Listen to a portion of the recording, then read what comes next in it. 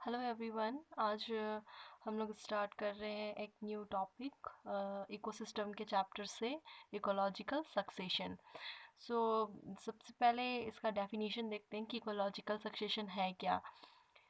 Development of plant community on a barren area is called ecological succession. So simple एक example के तौर पे मैं बोलना चाहूँगी कि एक बैरन एरिया है, एक ऐसा एरिया जहाँ पे कुछ भी स्पीसीज, प्लांट्स के भी कुछ भी स्पीसीज वहाँ प्रेजेंट नहीं है एट अ टाइम, अभी के टाइम में। और अगर हम कुछ सालों बाद, बहुत सालों के बाद अगर हम वहाँ देखें तो एक डेंस फॉरेस्ट वाला एरिया आ जाता है। तो ये जो डेवलपमेंट है, ये जो ग्रेजुअल डेवलपमेंट हो रहा है एक बैरन एरिया में, जहाँ पर एक टाइम पर कुछ भी प्रेजेंट नहीं था, उसी जगह बहुत सालों के बाद देखा जाए तो एक प्लांट कम्युनिटी वहाँ पे पूरी अच्छी तरह से फैला हुआ रहता है। तो ये जो एक्सचेंज आ रहे हैं, उस एक्सचेंज को बोलते हैं इकोलॉजिकल सक्सेशन। ठीक है, ये एक डेवलपमेंट है प्लांट कम्युनिटी का बैरन एरिया में, जहाँ पर कुछ भी प्रेजेंट नहीं होता है। वहाँ पे अगर हम देखेंगे कि प्लांट कम्युनिटी डेवलप हो चुका है, तो ऐसे चेंजेस को बोलेंगे ecological succession. There is a gradual and predictable change in the species composition of a given area। ये बहुत ही ग्रेजुअल चेंज है, बहुत ही स्लो प्रोसेस है। इसको एक क्लाइमैक्स कम्युनिटी तक पहुंचने के लिए ये बहुत टाइम लेते हैं। ठीक है, biotic communities are never stable. So ecological succession में जो बायोटिक कम्युनिटी है वो स्टेबल नहीं होता है। कुछ टर्म्स है, इम्पॉर्टेंट टर्म्स, वो जानने जरूरी है हमें। First is pioneer species. What is pioneer species? The first species that invade a bare area. मतलब ऐसा बेयर एरिया जहाँ पर कुछ भी प्रेजेंट नहीं था, और उस एरिया में जो स्पीसीज सबसे पहले ग्रो करते हैं, सबसे पहले पाए जाते हैं, उसे बोलते हैं पायनियर स्पीसीज। ओके, एंड उसके ऑपोजिट क्लाइमेक्स स्पीसीज क्या है? The last and stable community in an area. Okay, उस एरिया में, जिस एरिया में, बेयर एरिया में सबसे पहले स्पीसीज जो प्रेजेंट हुए थे, उसे हम लोग बोलते हैं पैनियर स्पीसीज। और जो सबसे लास्ट और स्टेबल कम्युनिटी में आते हैं, उसे हम लोग बोलेंगे क्लाइमेक्स स्पीसीज। ठीक है, सीरियल स्टेजेस क्या है? इन succession stages which comes between pioneer community and climax community is called serial community। ठीक है, सो पायनियर स्पीसीज क्या है? बैरन एरिया में जो सबसे पहले कदम रखने वाला जो स्पीसीज है उसे हम लोग पायनियर स्पीसीज बोलेंगे। क्लाइमेक्स स्पीसीज जो सबसे लास्ट में एक फॉरेस्ट, डेंस फॉरेस्ट बन चुका है और सबसे लास्ट में जो स्पीसीज वहाँ आ रहे हैं, उसे हम लोग बोलेंगे climax species. And serial stages क्या है? पायनियर स्पीसीज से क्लाइमेक्स स्पीसीज पहुँचने तक। ठीक है, पायनियर स्पीसीज से क्लाइमेक्स स्पीसीज पहुंचने तक बीच में जितने भी स्टेजेस उस बैरन एरिया में क्रॉस हुए हैं, जितने भी स्टेजेस आए हैं, उसे बोलेंगे सीरियल स्टेजेस। ओके, इसके कुछ कैरेक्टरिस्टिक्स हैं, देखते हैं कि वो क्या है। इकोलॉजिकल सक्सेशन के सबसे पहले कैरेक्टरिस्टिक में आते हैं ग्रेजुअल रिप्लेसमेंट। जो स्पीसीज हैं वो क्या होते हैं, एक स्पीसीज दूसरे स्पीसीज से वो रिप्लेस होते जाते हैं, और वहाँ धीरे धीरे देखते हैं कि एक डेंस फॉरेस्ट आ चुका है। यहाँ पे मैं फॉरेस्ट का ही एग्जांपल ले ले रही हूँ ताकि हम लोग इजीली उसको समझ सकते हैं, क्योंकि फॉरेस्ट बनने में हम अगर सबसे पहला पायनियर स्पीसीज देखें तो लाइकेन आएंगे। लाइकेन के बाद grasses, herbs, shrubs, small trees, large trees, इस तरह से हम डिवाइड कर सकते हैं। तो वो उसमें क्या हो रहा है, ग्रेजुअल रिप्लेसमेंट हो रहा है। कंटिन्यूअस चेंज टूवर्ड्स स्टेबिलिटी, वो जैसे जैसे आगे बढ़ता जाता है वो और स्टेबल होता जाता है।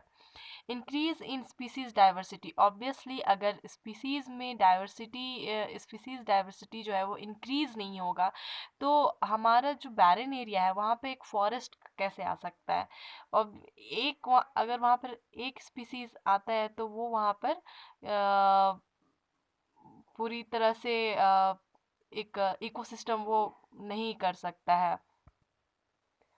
नेक्स्ट है decrease in net productivity, parallel evolution and change in number and type of animals and decomposers.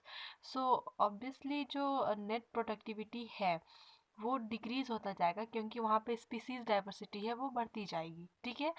और उसके बाद हम देखेंगे कि पैरेलल इवोल्यूशन होता है, और जो नंबर है एंड टाइप्स है एनिमल्स के, डिकम्पोजर्स के, वो भी चेंज होते जाते हैं।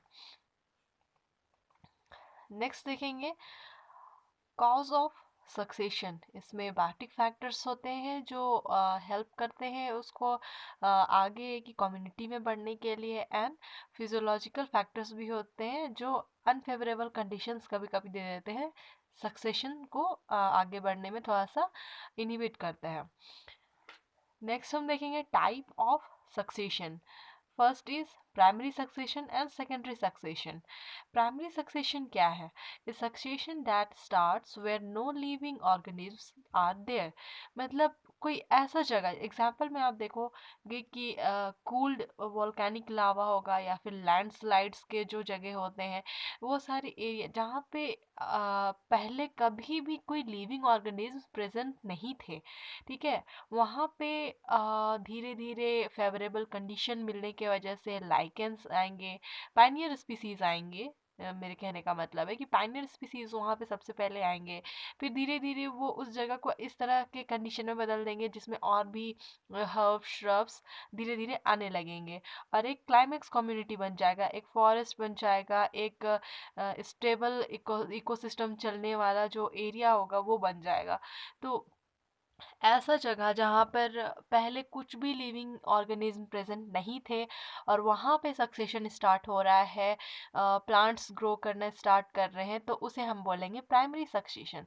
सेकेंडरी सक्सेशन क्या है? Secondary succession a succession where vegetation was present previously but destroyed due to natural and artificial causes. So secondary succession क्या है कि ऐसा जगह जहाँ पर पहले से कुछ वेजिटेशन था, पहले से वहाँ पे कुछ स्पीसीज प्रेजेंट थे, फॉरेस्ट थे, ट्रीज थे, ग्रासेस, श्रब्स, हर्ब्स, ये सब कुछ वहाँ पे थे, लेकिन किसी वजह से लाइक नेचुरल और आर्टिफिशियल कॉजेस की वजह से वो क्या हो गया, डिस्ट्रॉयड हो गया। लाइक अगर जंगल में आग लग जाते हैं, फायर या फ्लड आ जाता है, बाढ़ आ जाने की वजह से क्या होता है, जो पहले से प्रीवियसली जो एक वेल सेटल्ड कम्युनिटी जो रहता है वो डिस्ट्रॉय हो जाता है। लेकिन ऐसा नहीं है कि डिस्ट्रॉय होने के बाद वहाँ पे फिर से वो लिविंग ऑर्गेनिज्म प्रेजेंट नहीं होते, होने लगते हैं वो धीरे धीरे। जब बहुत साल हो जाते हैं, ये बहुत ही स्लो प्रोसेस है, आफ्टर सेवरल ईयर्स, ओके, बहुत सारे साल के बाद वहाँ पे फिर से जो लिविंग ऑर्गेनिज्म्स हैं वो धीरे धीरे प्रेजेंट होने लगते हैं, और वो फिर से वैसे ही ग्रेजुअली डेवलपमेंट होते होते वहाँ पर एक क्लाइमेक्स कम्युनिटी आ जाता है। तो दोनों में डिफरेंस है कि प्राइमरी सक्सेशन में ऐसा जगह जहाँ पर आज से पहले कभी वहाँ पर कोई लिविंग ऑर्गेनिज्म प्रेजेंट नहीं थे, लेकिन फेवरेबल कंडीशन होने की वजह से वहाँ पे धीरे धीरे प्लांट्स जो है वो ग्रो करने लगे और क्लाइमेक्स कम्युनिटी तक चले गए, एक फॉरेस्ट बन गया, तो वो हो गया प्राइमरी सक्सेशन। सेकेंडरी सक्सेशन में क्या है कि ऑलरेडी उस जगह पे पहले से ही कुछ वेजिटेशन जो है वो प्रेजेंट थे, लेकिन नेचुरल एंड आर्टिफिशियल कॉजेस की वजह से वो डिस्ट्रॉय हो गए, और वो फिर सेकेंडरी सक्सेशन कहलाते हैं, ठीक है। इसमें हम देख सकते हैं प्राइमरी सक्सेशन, ये देख सकते हैं आप, यहाँ पे बेयर रॉक लिखा हुआ है, यहाँ पे इस रॉक के ऊपर शायद ही कभी कोई लिविंग ऑर्गेनिज्म प्रेजेंट होंगे, है ना। यहाँ पे धीरे धीरे क्या हो गया, लैंड में सबसे पहले जो स्पीसीज आते हैं वो होते हैं पैनियर स्पीसीज, और वो स्पीसीज होते हैं लाइकेन। लैंड के ऊपर पैनियर स्पीसीज कौन होते हैं? लाइकेन होते हैं। ये लाइकेन क्या करते हैं, ये रॉक के ऊपर आ गए, रॉक के ऊपर आने के बाद ये क्या करते हैं, कुछ एसिड सिक्रीट करते हैं, जिसकी वजह से ये रॉक्स जो है उनका वेदरिंग हो जाता है, वो टूट जाते हैं, सॉइल में धीरे धीरे फॉर्मेट हो जाते हैं, और सॉइल में फॉर्मेट होने की वजह से वहाँ पे धीरे धीरे स्मॉल प्लांट्स और भी तरह के लाइकेंस ग्रासेस वो उसमें ग्रो होने लगते हैं। और धीरे धीरे देख सकते हैं ये इंटरमीडिएट स्पीसीज आ गए जहाँ पे ग्रासेस है, श्रब्स हैं एंड स्मॉल ट्रीज हैं, ये सब इसमें आ रहे हैं। एंड लास्टली आप देखोगे यहाँ पे क्लाइमेक्स कम्युनिटी, एक लॉन्ग ट्रीज, यहाँ पे छोटे से लेकर बड़े ट्रीज सब कुछ प्रेजेंट होंगे। तो ये आपको डिफरेंस दिख रहा होगा कि एक रॉक बेयर जहाँ पे प्रेजेंट था, जहाँ पर कुछ भी नहीं था, और यहाँ से यहाँ तक आने में, क्लाइमेक्स कम्युनिटी तक आने में उसको सेवरल ईयर्स लगे। लेकिन इसी सक्सेशन को बोलते हैं प्राइमरी सक्सेशन, क्योंकि इससे पहले जब यहाँ पे ये क्लाइमेक्स कम्युनिटी पहुंचने से पहले यहाँ पर कुछ भी प्रेजेंट नहीं था। ठीक है। नेक्स्ट आप देखोगे सेकेंडरी सक्सेशन। हमने देखा था सबसे पहले प्राइमरी सक्सेशन में कि यहाँ पे बेयर रॉक था, कुछ भी प्रेजेंट नहीं था। लेकिन यहाँ पे सेकेंडरी सक्सेशन में देखोगे यहाँ पे फायर लग गया है, आग लग चुका है। ये पहले से यहाँ पे फॉरेस्ट प्रेजेंट था, लेकिन क्या हो गया, नेचुरल कॉजेस की वजह से या फिर आर्टिफिशियल कॉजेस की वजह से यहाँ पे फायर लग चुका है। अब फायर लगने के बाद क्या हो गया, यहाँ पे ये डिस्ट्रॉय हो चुका है। अब यहाँ पे कुछ भी प्रेजेंट नहीं है। लेकिन कुछ सालों बाद यहाँ पे देखो 1 to 2 years के बाद वहाँ पे एनुअल प्लांट्स, कुछ पाइनियर स्पीसीज आ रहे हैं यहाँ पर फिर से। ठीक है, पाइनियर स्पीसीज आ रहे हैं यहाँ पर। देन फिर 3 to 4 years बाद यहाँ पे ग्रासेस आने लगे। 5 to 150 years यहाँ पे श्रब्स, हर्ब्स। ये काफ़ी बहुत ज़्यादा ही स्लो प्रोसेस होता है, लेकिन ये लास्टली अपने क्लाइमेक्स कम्युनिटी तक पहुँच ही जाता है। तो क्या हो गया, ये डिस्ट्रॉय एरिया से फिर से क्लाइमेक्स कम्युनिटी तक चला गया। और ये जो सक्सेशन हुआ है यहाँ पर, इसे हम बोलेंगे secondary succession. Okay. Plant succession को हम लोग 2 टाइप्स में बांटते हैं। ठीक है, प्लांट सक्सेशन को हम लोग 2 टाइप्स में बांटते हैं। First is hydrarch succession and second is xerarch succession. ठीक है, हम पहले देखते हैं हाइड्रास सक्सेशन क्या है।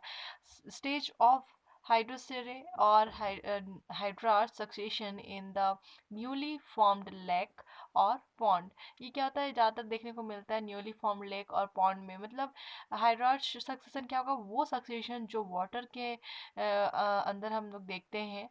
ठीक है, वाटरी एरिया में देखते हैं, उसे हम लोग हाइड्रास सक्सेशन बोलते हैं। एंड जेरार्स जो लाइन वाले एरिया में जो सक्सेशन होते हैं, उसे हम लोग जेरार्स कहते हैं। इसमें हम देखते हैं स्टेप बाय स्टेप की सबसे पहले क्या आ रहे हैं। हम लोग डायग्राम में चलते हैं, वहाँ पे इजीली आराम से समझ सकते हैं। यहाँ पे ये वाटर वाले जो एरिया दिख रहा है हमें, वहाँ पर सबसे पहले पाइनर स्पीसीज कौन होगा, फाइटोप्लैंक्टॉन्स होंगे। ठीक है, फाइटोप्लैंक्टॉन्स आने के बाद वहाँ पे जो एरिया है उसको रिप्लेस करेगा कौन, फाइटोप्लैंक्टॉन्स को रिप्लेस करेंगे सबमर्ज प्लांट्स। उसके बाद आप देखोगे कि सबमर्ज प्लांट्स को फ्लोटिंग एंजियोस्पर्म्स जो है वो प्लांट्स उसको रिप्लेस कर देंगे धीरे धीरे। आप देख सकते हो कि यहाँ पे सिर्फ फाइटोप्लैंक्टन्स प्रेजेंट थे, लेकिन फिर क्या क्या आने लगे, सबमर्ज प्लांट, फ्लोटिंग एंजियोस्पर्म आने लगे, फ्लोटिंग लीव्स आने लगी, रीड स्वैम्प्स, मार्स में ड्यू, ये सब आने लगे हैं। And land, Woodland, climax community आप देखते होंगे कि रिवर्स हो गए, पॉन्ड हो गए, उनके अंदर भी आप कभी कभी देखोगे कि प्लांट्स ग्रो करते हैं और लार्ज ट्रीज भी उसमें प्रेजेंट होते हैं। तो ये जो सक्सेशन आपको दिख रहा है वाटर के अंदर, फाइटोप्लैंक्टन्स का, पाइनियर स्पीसीज का आना, एंड धीरे धीरे ये कुछ सालों के बाद यहाँ पर एक क्लाइमेक्स कम्युनिटी आ जा रहा है। तो ये जो सक्सेशन है, ये वाटर के अंदर जो हो रहा है, ये सक्सेशन उसको क्या कहते हैं, हाइड्राज सक्सेशन। ठीक है, जेराज सक्सेशन क्या है, वैसा सक्सेशन जो लैंड पर हो रहे हैं, रॉक पर हो रहे हैं, सूखे एरिया पे हो रहे हैं, तो उस वैसे सक्सेशन को बोलेंगे जेराज सक्सेशन। इसे भी हम लोग एक डायग्राम के थ्रू ही देख लेते हैं कि यहाँ पे दिखाया गया है बेयर रॉक है, यहाँ पर कुछ भी प्रेजेंट नहीं है। धीरे धीरे यहाँ पर सबसे पहले पाइनरी स्पीसीज कौन आते हैं, लाइकेन्स आते हैं। लाइकेन्स जो है वो ग्रो करते हैं, ग्रो करने के बाद अच्छा लाइकेन क्या है, lichen is a symbiotic association of algae and fungi, है ना। एल्गी एंड फंजाई जब एक दूसरे को कुछ बेनिफिट प्रोवाइड्स करते हैं तो दोनों एक दूसरे से आपस में मिल जाते हैं और लाइकेन फॉर्म करते हैं। और ये लाइकेन किसके ऊपर आ गए हैं, बेयर रॉक के ऊपर आ गए। और ये रॉक को क्या करते हैं, अपने कुछ एसिड सिक्रीट करके उसको ब्रेक करते हैं छोटे छोटे स्मॉल पार्टिकल्स में, एंड वो सॉइल का फॉर्मेशन करते हैं।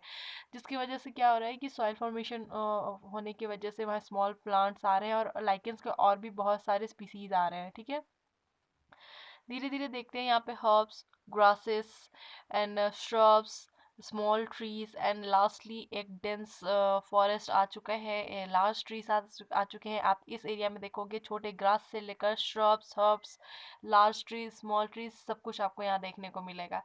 तो ये जो सक्सेशन दिख रहा है आपको बेयर रॉक से ये सेडेड टॉलरेंट ट्रीज तक, ये सक्सेशन कहलाता है जेरार्ड सक्सेशन। ओके, नेक्स्ट हमारा टॉपिक है न्यूट्रिएंट साइकिल। हम जानते हैं कि न्यूट्रिएंट बहुत ही ज़रूरी है प्लांट्स के लिए। क्यों? जस्ट फॉर रिप्रोडक्शन, रेस्पिरेशन, उसके डेवलपमेंट, हर चीज़ के लिए न्यूट्रिएंट्स की ज़रूरत होती है प्लांट्स को। ओके, सो प्लांट का जो ये ज़रूरत है न्यूट्रिएंट का जो ज़रूरत है प्लांट को, वो कैसे पूरा होता है? वो एक साइकिल से पूरा होता है। जैसे हम लोग यहाँ पे पढ़ लेते हैं कि ए nutrient cycle is the movement and exchange of organic and inorganic matter back into the product end of living matters. तो ये न्यूट्रिएंट साइकिल क्या है कि न्यूट्रिएंट्स का जो साइक्लिंग हो रहा है एटमॉस्फेयर में, इन्वायरमेंट में present living and non living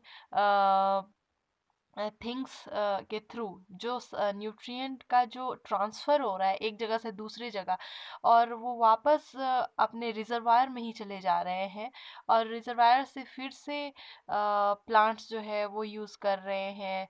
plants जब डेथ करते हैं तो वो सॉइल में मिल जाते हैं। तो इस तरह से जो साइक्लिंग हो रहा है न्यूट्रिएंट्स का, उसे ही बोलते हैं न्यूट्रिएंट साइकिल या फिर बायोजियोकेमिकल साइकिल। इसमें आप अब अगर मीनिंग निकालो तो बायो मीन्स लिविंग ऑर्गेनिज्म, जियो मीन्स अर्थ क्रस्ट है ना, अर्थ एंड केमिकल कॉम्पोजिशन उसका ले लो। तो लिविंग ऑर्गेनिज्म्स जो है न्यूट्रिएंट्स को क्या कर रहे हैं, अर्थ के अंदर से बाहर एटमॉस्फेयर की ओर केमिकल कॉम्पोजिशन में भी लेकर आ रहे हैं। और इस तरह से जो साइकिल चल रहा है उसे हम लोग बोलेंगे biogeochemical cycle. The process is regulated by food web pathway. Obviously ये जो साइक्लिंग है वो अपने आप खुद ब खुद नहीं होगा। एक ऑर्गेनिज्म दूसरे ऑर्गेनिज्म को खा रहा है तो न्यूट्रिएंट पास हो रहा है। वो दूसरा ऑर्गेनिज्म जब डेड कर जा रहा है, डेट्राइटस बन जा रहा है, तो फिर उसको डिकम्पोजर्स खा रहे हैं। तो ये ऑब्वियसली एक फूड वेब पे डिपेंड करता है ये न्यूट्रिएंट साइकिल कि वो कितना स्पीड में चलेगा। नेक्स्ट देखते हैं nutrient cycles occur with in ecosystem. Ecosystems are interconnected systems where matter and energy flows and exchanged as organisms feed, digest and migrate. So ecosystem में जो न्यूट्रिएंट साइकिल्स हैं वो वैरी कर सकते हैं। ओके, क्योंकि अलग अलग न्यूट्रिएंट साइकिल में अलग अलग स्पीसीज प्रेजेंट होते हैं और उनकी डाइवर्सिटी अलग होती है, नंबर्स अलग होते हैं। तो ये जो न्यूट्रिएंट साइकिल है वो किसी में स्लो रहते हैं, किसी में फास्ट रहते हैं, किसी में ज़्यादा मिलते हैं, किसी में न्यूट्रिएंट कम होते हैं, और कम न्यूट्रिएंट की ही साइक्लिंग होती रहती है। इकोसिस्टम क्या होता है कि अंदर से वो क्या होता है एक दूसरे से इंटरकनेक्टेड होते हैं, जिसमें क्या होता है मैटर्स, फूड, एनर्जी, ये सब एक दूसरे से, एक ऑर्गेनिज्म से दूसरे ऑर्गेनिज्म में एक्सचेंज होते रहते हैं, और न्यूट्रिएंट का भी उस तरह से एक्सचेंज होता जाता है। ठीक है, minerals and nutrients accumulate in varied densities and uneven configurations. अभी मैंने बोला कि जो मिनरल्स एंड न्यूट्रिएंट्स हैं उनका जो एक्यूमुलेशन है, उनका जो साइक्लिंग है, वो डिफरेंट डिफरेंट इकोसिस्टम में वो वैरी कर सकता है, वो अलग हो सकता है। Now there are two types of cycle. Cycle, that means two types of nutrient cycle. First is gaseous cycle and second is sedimentary cycle. Let's see what is gaseous cycle.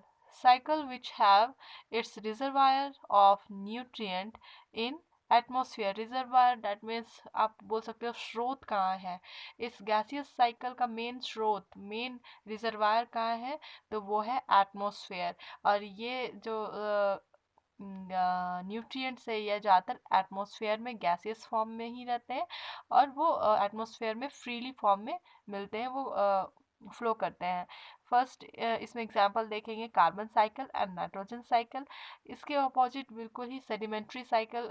अगर हम देखें कि गैसियस साइकिल का जो reservoir है वो कहाँ है, एटमॉस्फेयर है, तो सेडिमेंट्री में जो न्यूट्रिएंट है उनका जो रिजर्वायर होगा वो है अर्थ क्रस्ट। ओके, वो अर्थ क्रस्ट के अंदर पाए जाएंगे। एग्जाम्पल में देखेंगे सल्फर साइकिल, और एक एग्जाम्पल में ले सकते हो आप फॉस्फोरस साइकिल। ठीक है।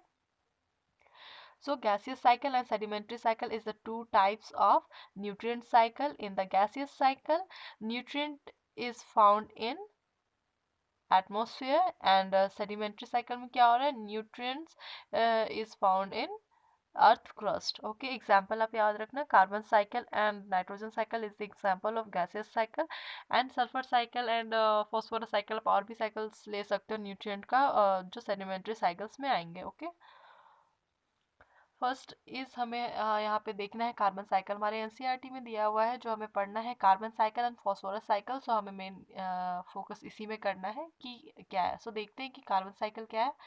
Carbon constitute 49% of dry weight of organism. Okay, so dry weight क्या होता है, अगर किसी भी ऑर्गेनिज्म का अगर आप वेट ले रहे हो और आप उसमें से वाटर मॉलिक्यूल्स या वाटर पार्टिकल्स, जो जितने भी वाटर है उसको आप हटा दो और उस ऑर्गेनिज्म का वेट लोगे अगर आप, तो उसे हम बोलेंगे dry weight. So dry weight जो होता है ऑर्गेनिज्म का, उसमें हम देखेंगे कि उसका जो बॉडी जो बना होता है वो 49% कार्बन का कॉन्स्टिट्यूशन उसमें रहता है। Okay, there is a 0.003% of CO2 is present in atmosphere। ये हम स्कूल के टाइम से पढ़ते आ रहे हैं कि कौन से गैस कितने परसेंट में एटमॉस्फेयर में प्रेजेंट है। Okay, carbon is fixed in the biosphere through photosynthesis. So obviously कि जो कार्बन है वो सबसे पहले फिक्स्ड होता है फोटोसिंथेसिस से ही, क्योंकि प्लांट्स इसको क्या करते हैं, यूज़ करते हैं। ओके, यूज़ करते हैं, रीयूज़ करते हैं, and carbon returns to atmosphere as carbon dioxide through respiration activities of the producer and consumer। सो अगर हम देखें कि कार्बन्स जो है वो एटमॉस्फेयर में वापस जाते हैं किसके थ्रू, रेस्पिरेशन के थ्रू। ह्यूमंस रेस्पिरेशन के थ्रू कार्बन डाइऑक्साइड बाहर देते हैं, या फिर एनिमल्स होते हैं। तो प्रोड्यूसर्स यहाँ पे देख सकते हो आप, प्रोड्यूसर्स एंड कंज्यूमर्स का जो रेस्पिरेशन एक्टिविटी है उसके वजह से भी कार्बन डाइऑक्साइड जो है एटमॉस्फेयर में जाता है, और एटमॉस्फेयर से प्लांट्स जो है उसको वापस भी कंज्यूम करते हैं, लेते हैं, उसको यूज़ करते हैं, लेकिन रेस्पिरेशन के थ्रू उसको बाहर भी देते हैं। Decomposers also contribute some amount of carbon dioxide from dead organic matter। So obviously decomposers क्या है, जो detritus को eat करते हैं, ठीक है ना, earthworms हो गए ये सब। तो ये सब क्या करते हैं कि जब डिट्राइटस को ईट करते हैं तो कुछ केमिकल्स सिक्रीट करते हैं, उसको डिकम्पोज करते हैं, तो ऑब्वियसली उसमें से भी कुछ हीट्स बाहर निकलते हैं, कार्बन बाहर निकलते हैं। तो ये कार्बन क्या होते हैं, कुछ तो सॉइल में मिल जाते हैं और न्यूट्रिएंट के फॉर्म में सॉइल में मिल जाते हैं, और कुछ होते हैं जो न्यूट्रिएंट के फॉर्म में एटमॉस्फेयर में भी चले जाते हैं। अब हम देखते हैं कि कौन कौन सा कंट्रीब्यूशन है जो एटमॉस्फेयर में कार्बन डाइऑक्साइड दे सकता है। पहला हम देखेंगे यहाँ पे कि burning of would, forest fire, combustion of organic matters, fossil fuel, volcanic activities, ये सब जो है इसके वजह से भी CO2 जो है वो एटमॉस्फेयर में जाकर अटैच हो रहे हैं, वापस जा रहे हैं। ये क्या है, एडिशनल सोर्सेस है ये सब, burning of would, forest fire, fossil fuel, ये सब क्या हो गए, एडिशनल सोर्स हो गए किसके, रिलीजिंग ऑफ कार्बन डाइऑक्साइड के। ओके, आप यहाँ पर देख सकते हो कि कार्बन डाइऑक्साइड इन एटमॉस्फेयर या फिर dissolve in water. Okay, water में है या फिर एटमॉस्फेयर में है, यहाँ पर कार्बन डाइऑक्साइड ये कौन यूज़ कर रहा है, ग्रीन प्लांट्स यूज़ कर रहे हैं फोटोसिंथेसिस में। ठीक है, फोटोसिंथेसिस में ये ग्रीन प्लांट्स यूज़ कर रहे हैं। अब ग्रीन प्लांट्स क्या कर रहे हैं, रेस्पिरेशन एंड मेटाबॉलिक एक्टिविटीज़ के थ्रू कार्बन डाइऑक्साइड फिर से वो एटमॉस्फेयर में भेज सकते हैं, या फिर क्या होगा कि ये जो प्लांट्स होंगे वो डेड भी कर सकते हैं, डेड करने के बाद उसका डिकम्पोजिशन होगा तो उसमें भी कार्बन रिलीज हो सकते हैं, या फिर ये जो ग्रीन प्लांट्स है उसको एनिमल्स भी खा सकते हैं। एनिमल्स फिर क्या करते हैं, रेस्पिरेशन और मेटाबॉलिज्म के एक्टिविटी से कार्बन डाइऑक्साइड को एटमॉस्फेयर में भेजते हैं, या फिर एनिमल्स का क्या होता है, उनका भी डेड हो जाता है, इधर ग्रीन प्लांट का भी डेड हो गया।